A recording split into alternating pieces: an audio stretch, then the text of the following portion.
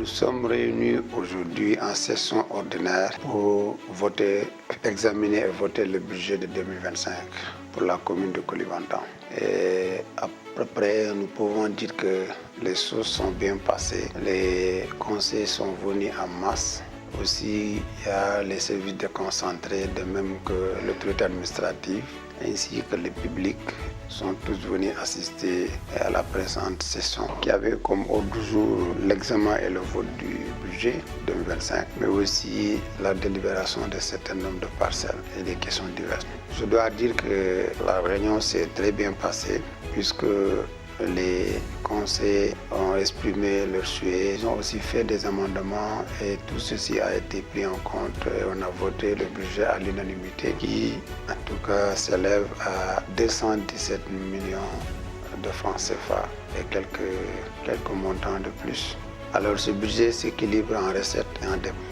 De pouvoir continuer le travail que nous avons démarré, à savoir mettre l'accent sur l'éducation, la santé, la jeunesse, mais aussi le sport et les activités, en tout cas religieuses. Nous sommes dans une commune où nos populations sont confrontées à d'énormes problèmes sur le plan éducatif, puisque c'est une zone de départ. Ce qui fait que le plan que nous avons mis en place cette année, c'est de pouvoir vraiment faire face à ce déficit d'enseignants en recrutant, en faisant recours au VPP dans les différentes écoles. Je rappelle que la commune de Koulibantang compte 15 écoles élémentaires et un collège. Tous les déficits là, nous avons des manques d'enseignants à tous les niveaux. Et le conseil municipal nous a mandaté à ce que nous puissions prendre en charge cette question qui est d'une importance capitale en ce sens que rien de plus important ne peut se construire sans l'éducation. L'éducation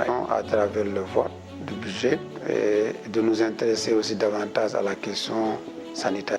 C'est aussi une question centrale dans laquelle nous avons vraiment apporté des réponses, mais il faut continuer à travailler davantage pour satisfaire les populations et améliorer les conditions de travail des agents communautaires, mais aussi relever le plateau sanitaire et mettre à la disposition des structures sanitaires le carburant pour faciliter les évacuations sanitaires. Il faut aussi, en tout cas sur le plan de la jeunesse, chercher à avoir des opportunités de formation et d'accompagnement des jeunes. Tout comme le sport, nous comptons cette année vraiment continuer à faire les aménagements au niveau du terrain municipal de Koulibantang, si bien que déjà il y a la clôture du mur, mais il reste des aménagements secondaires qu'il faut apporter à l'intérieur du terrain. Ça aussi, le conseil a retenu.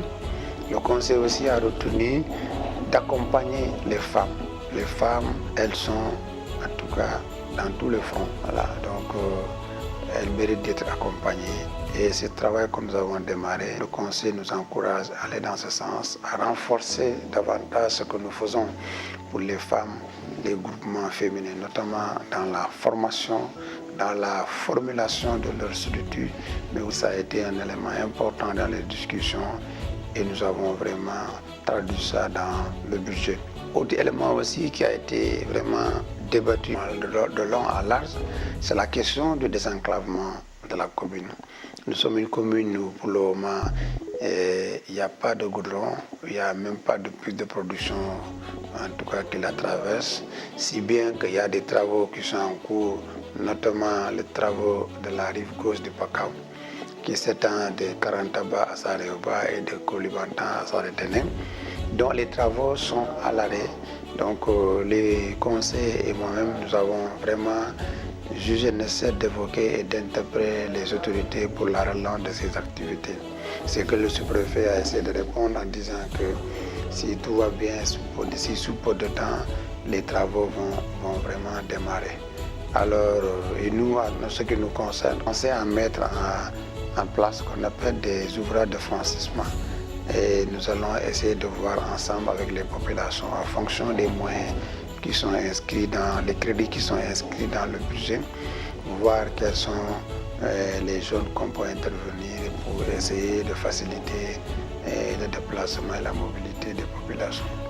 Ça aussi est une préoccupation que nous avons vraiment retenu et que le Conseil a demandé à ce que cela soit pris en compte. Et cela est prévu dans le budget. Et globalement, si vous voyez le budget, en termes de recettes, on peut dire qu'il y a une évolution, une augmentation.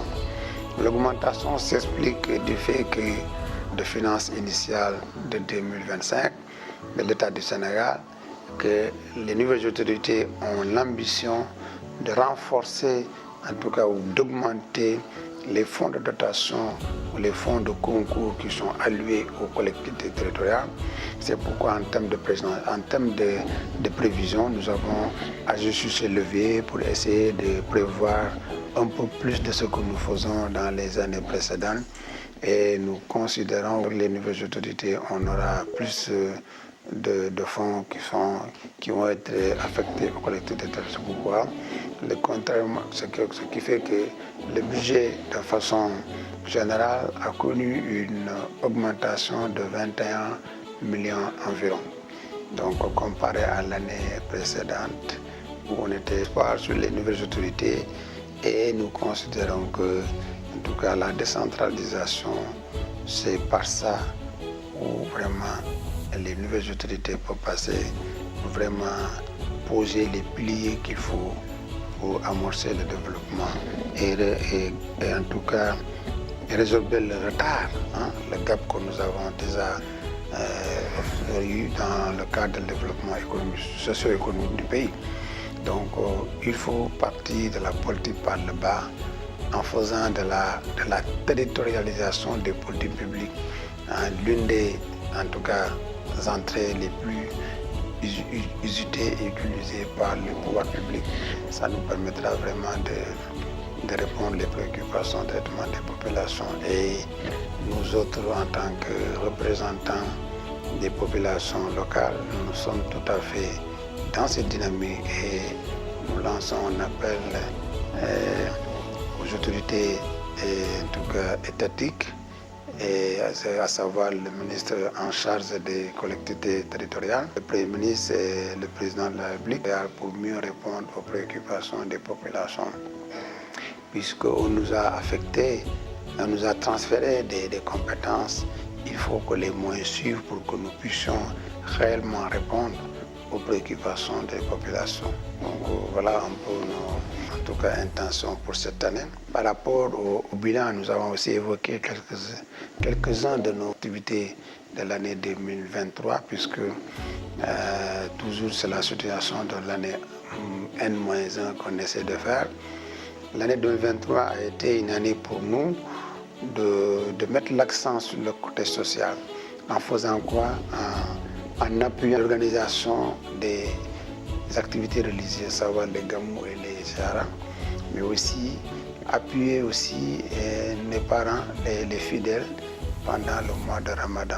Ça aussi, ça a été, sur le plan social, ça a été des activités phares. À côté de cela, au niveau vraiment du sport et de la jeunesse de façon générale, nous avons eu à construire, faire le mur de clôture du terrain municipal, accompagner les différentes ASC dans les différentes compétitions, que ce soit le championnat national de la commune, aussi au niveau des phases départementales de Goudam.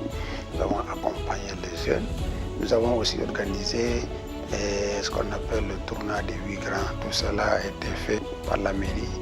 Et sur le plan de l'éducation, nous avons mis à la disposition des populations, en tout cas l'organisation des examens blancs et des examens de fin d'année, mais aussi prendre en charge certaines motivations dans certaines écoles, comme je vous ai dit tout à l'heure, avec les déficits criards d'enseignants dans nos différentes écoles, on était obligés de pouvoir réagir pour vraiment soulager les populations et permettre à ce que nos enfants puissent recevoir des enseignements de qualité. Alors sur le plan maintenant, j'allais dire, toujours sur le plan de l'éducation, on a aussi agi, parce qu'il était question aussi de prendre en charge les frais de la scolarité de la meilleure élève de la journée d'excellence. Ça aussi, ça a été, et nous continuons toujours à faire. Je pense que la fille fait sa terminale cette année, donc nous considérons que vraiment c'est aussi une façon d'encourager les études des filles.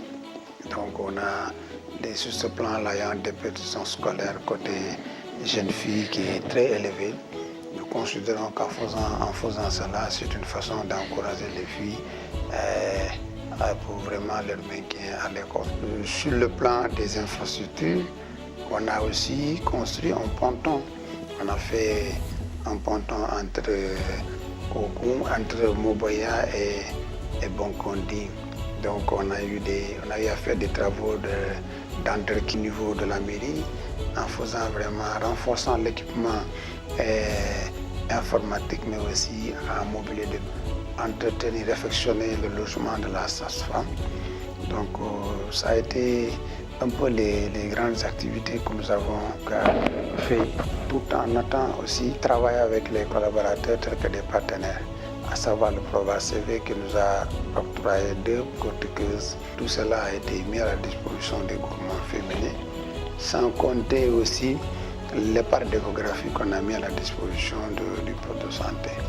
Donc voilà grosso modo ce que nous avons pu réaliser en 2023. Espérons que aussi nous considérons que ces travaux vont pouvoir être livrés avant la fin de cette année. On pourra vraiment en ce moment-là revenir de façon générale le bilan de 2024. Mais c'est juste pour ramasser ou bien condenser des bilans de 2023 que je viens de faire.